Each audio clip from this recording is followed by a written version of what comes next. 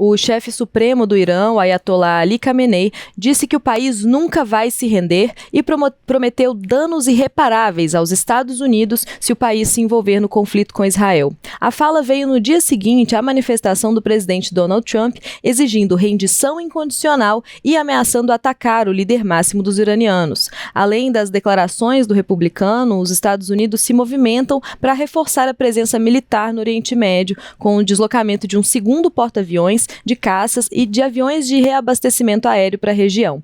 Fred, vamos entender mais então sobre essa movimentação, né, militar dos Estados Unidos e como que ela se relaciona ali até com essas declarações do presidente Donald Trump. Isso. Vamos começar pela fala do Ali Khamenei, que é muito importante, né?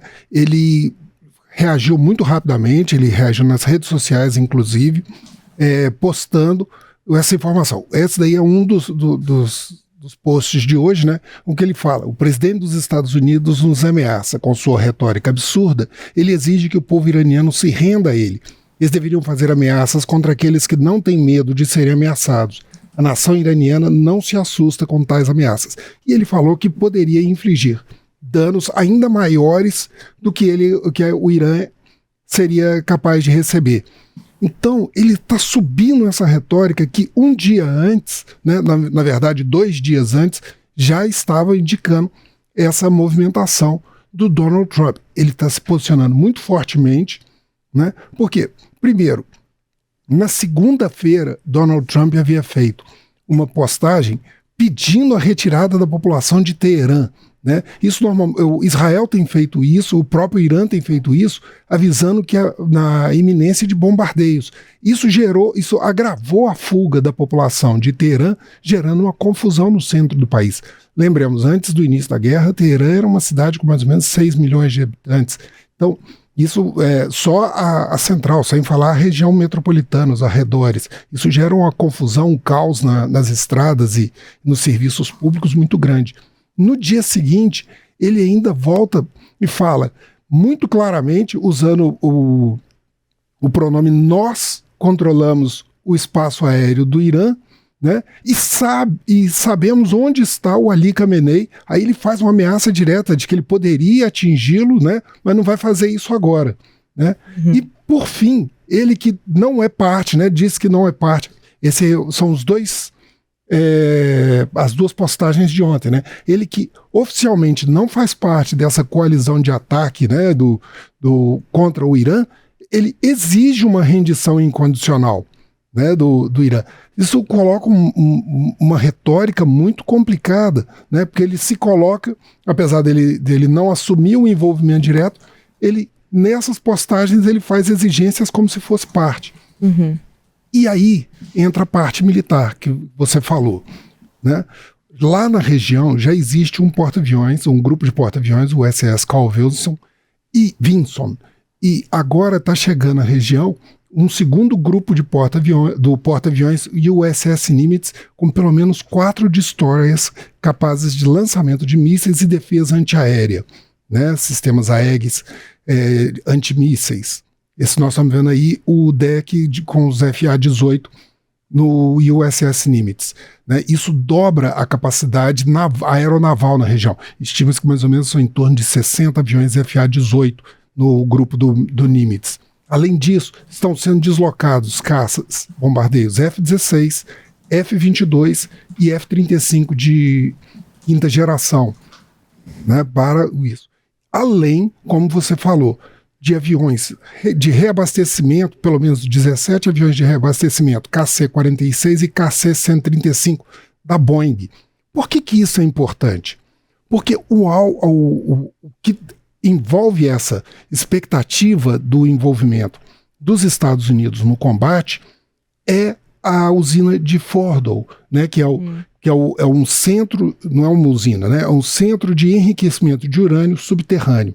Né, esse daí são caças israelenses, né, F-16, né, saindo para sortidas de bombardeio no Irã. Né, isso é um vídeo promocional das Forças de Defesa de Israel. Mas eu estava falando de Fordow e a capacidade de ataque. Fordow, nós temos até um vídeo mostrando como que é a instalação.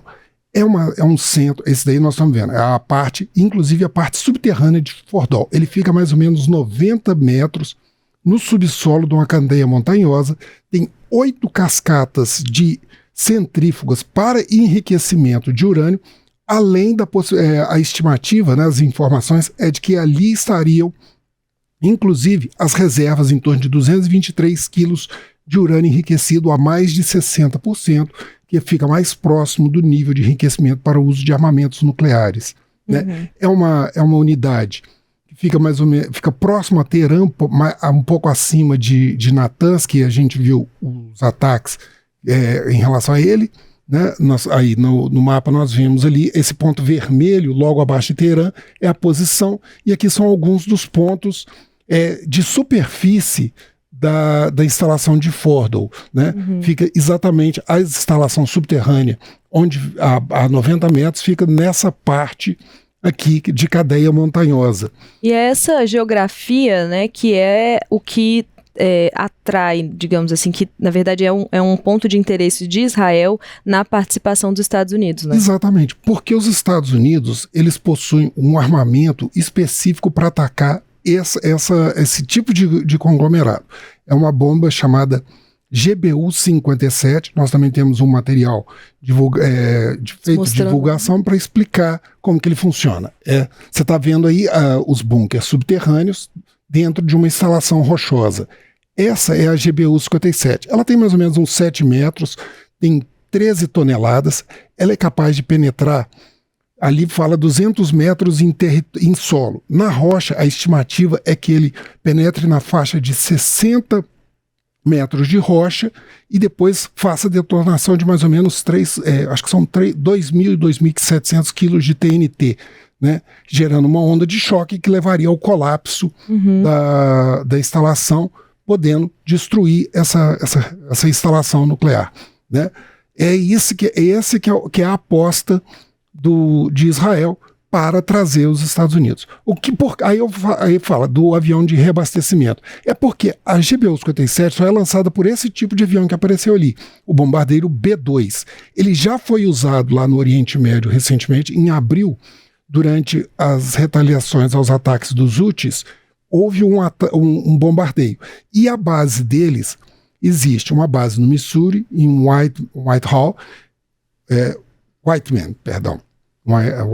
Whiteman, que fica a mais de 10 mil quilômetros de Teherã. Né? Então ele precisaria desse reabastecimento aéreo para poder chegar ali. Em abril passado, também houve deslocamento para uma segunda base em Diego Garcia, que é no Oceano Índico, um pouco para cima das Ilhas Seychelles, na costa da África, que fica em torno de 4 mil quilômetros, né, 10 mil quilômetros no caso de Whiteman, 4 mil quilômetros no caso de Diego Garcia. Então todos os dois precisariam de reabastecimento aéreo para fazer esse ataque. Né? Agora, é uma situação que só se tornou possível graças a essa campanha de Israel. A estimativa bem sucedida dos bombardeios, porque a estimativa é que tenham sido feitos mais ou menos 180 raids até o dia de ontem com relação ao Irã. E principalmente em instalações ali como Tabriz, Kermanshah e algumas outras unidades do sistema de mísseis do Irã. A estimativa de Israel, a última da IDF, é que pelo menos 200 lançadores de mísseis tenham sido atingidos, né? Isso é mais do que 1/3 da capacidade de lançamento, e entre 30% e 45% do arsenal de mísseis estava falando antes, de lançadores, agora de mísseis do Irã. É um esforço não só de atingir esse objetivo de acabar com o programa nuclear, mas de evitar contra-ataque, né? A capacidade ofensiva do Irã. Então, a capacidade de retaliação do Irã contra forças militares dos Estados Unidos ali, e na região do Oriente Médio há mais ou menos 50 mil militares norte-americanos em diversas bases, né? Que aí você tem bases em Bahrein, em Manama, nos Emirados Árabes, no Catar, a Udeid, né? No Kuwait, algumas instalações na Jordânia e no Iraque, né, que participaram da guerra contra o Estado Islâmico. Né? Então, esse controle dessa capacidade retaliatória e dos sistemas de radar e mísseis antiaéreos possibilitou esse tipo de ação e faz com que o Trump tenha uma retórica mais agressiva e se sinta muito à vontade de fazer essa ameaça. A gente não sabe até que ponto ele vai executá-la, até porque ele também ele havia prometido ao público norte-americano que ele não se envolveria em guerras, né, para se contrapor exatamente ao problema do governo Biden, né, que se envolveu em problemas na Síria, se envolveu principalmente em problemas da guerra da Ucrânia, o fornecimento da guerra da Ucrânia e a guerra em Gaza. Trump quer evitar isso.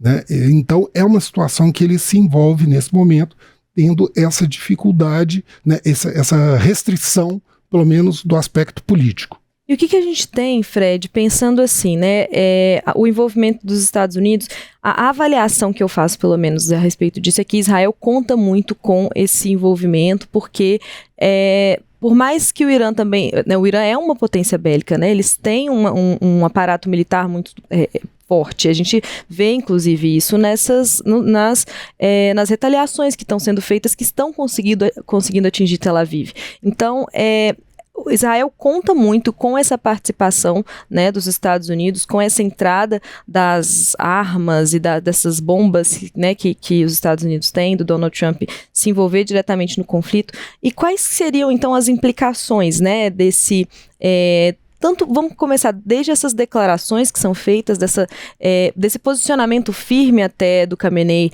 no sentido de nós não vamos nos render, os Estados Unidos, enfim, ele chegou até a fazer uma ameaça, né, falando que os Estados Unidos também, a gente não sabe... Sofreriam danos irreparáveis. Danos irreparáveis, exato. Então, assim, qual que é, então, essa implicação e o que a gente espera de consequência nesse sentido no conflito? Isso.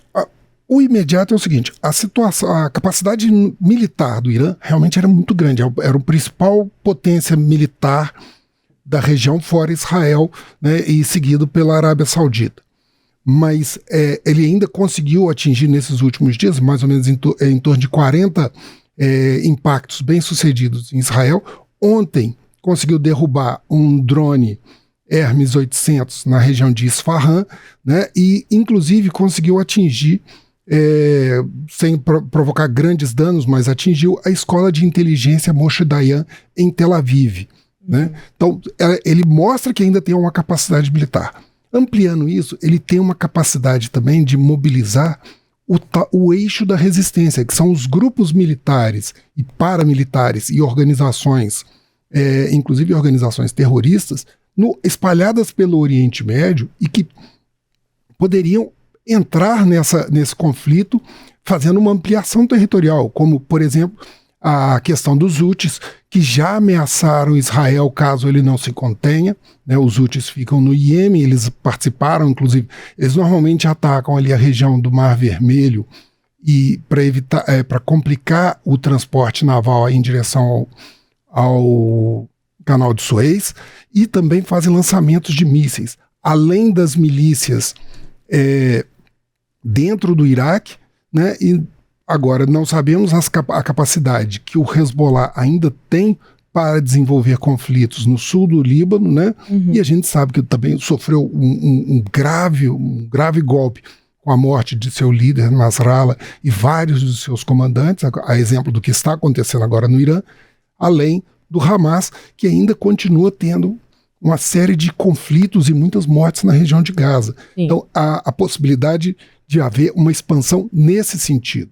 Outra questão também, a gente não sabe como que isso repercutiria no cenário internacional. Na reunião do G7, né, após a reunião do G7, o chanceler da Alemanha, Friedrich Merz, ele foi bastante honesto com a sociedade internacional, onde ele falou muito claramente, né, que Israel está fazendo, abre aspas, né, o trabalho sujo do Ocidente ao conter o programa nuclear iraniano.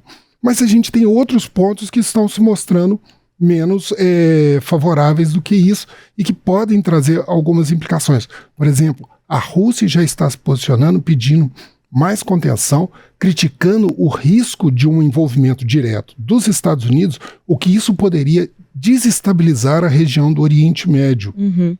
E também a Turquia, né, que já foi um grande aliado de Israel ali, né, e é um país que é membro da OTAN e aliar com perspectivas, né, tem a expectativa de integrar o bloco europeu, né, ele também está criticando muito duramente, pedindo uma contenção de Israel e dos Estados Unidos para que haja um cessar-fogo nisso, na região. Isso daí é uma questão que ainda há muita expectativa e o potencial disso se expandir, né, e gerar uma série de implicações e de instabilidades no Oriente Médio é muito grande. É uma preocupação regional, né? Assim, todos os países ali do Oriente Médio têm esse medo, esse temor de que esse conflito escale e que atinja, né, seus territórios, atinja seus cidadãos, enfim, e que eles precisem, então, mobilizar suas forças militares para entrar nesse conflito também. A entrada dos Estados Unidos já daria um caráter mais global, inclusive, para isso. E há um temor muito, muito sério, até porque nós temos, nesse momento, assim, a China mobilizando a retirada de cidadãos lá de Israel e do Oriente Médio, o Paquistão fazendo o mesmo, e vários voos de países europeus para a retirada de cidadãos diante do temor dessa escalada de um possível, né, envolvimento direto dos Estados Unidos.